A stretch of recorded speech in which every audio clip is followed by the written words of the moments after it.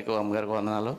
కూడి వచ్చిన దైవజనులకి సంఘస్థులకి అందరికీ నా వందనాలండి. నా ఈ వాక్యం ఏంటంటే అండి, యేసుక్రీస్తు ప్రభు సర్వమానవుల పాపముల కొరకు సిలువలో మరణిస్తూ పలికిన మొదటి మాట లోకాసు వార్త 23:34.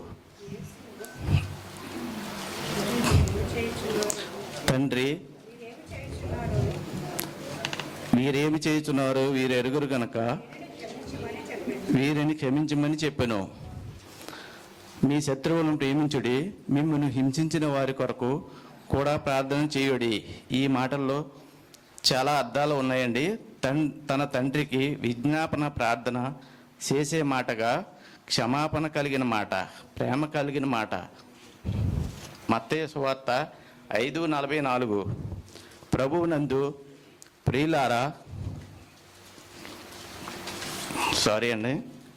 నేను మీతో చెప్పింది ఏమనగా, మీరు పరలోకమందు మీ తండ్రి కుమారులే ఉండినట్లు మీ శత్రువులను ప్రేమించుడి, మిమ్మల్ని హింసించే వారి కొరకు ప్రార్థన చేయుడి. ప్రభువునందు ప్రియులారా, ఈ మాటలో వీరు ఏమి చేస్తున్నారు అంటున్నారు.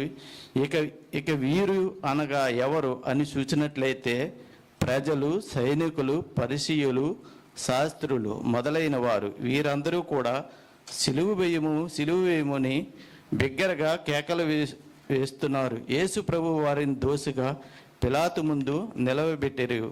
అప్పుడు ఆయనపై అనేక నిందలు వేసిరి.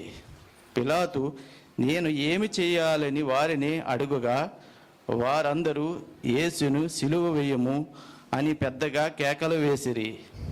ఎంత అన్యాయపు తీర్పు అని అక్కడ ప్రజలు సూచిస్తున్నారు. కొందరు ఆయనను అరిచేతితో కొట్టి ఆయన తలపై ముళ్ళ కిరీటం పెట్టారు. ఆయనను చాలా హింసించరు.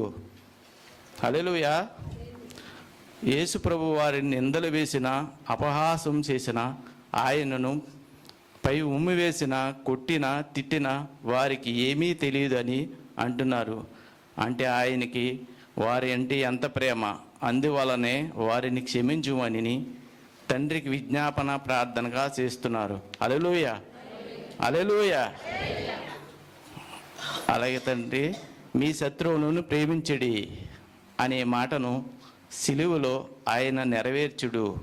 ప్రభువునందు ప్రియులారా, ఈ మాటలలో ఆయన ప్రేమ ఉంది, క్షమాపణ ఉంది. హల్లెలూయా, హల్లెలూయా. అదేవిధంగా మనల్ని హింసించే వారిని, బాధ పెట్టే వారికి క్షమించే మనసు కలిగి ఉండాలి. హల్లెలూయా. ఈ వాక్యం దేవుని దీవించినాక ఆమేన్.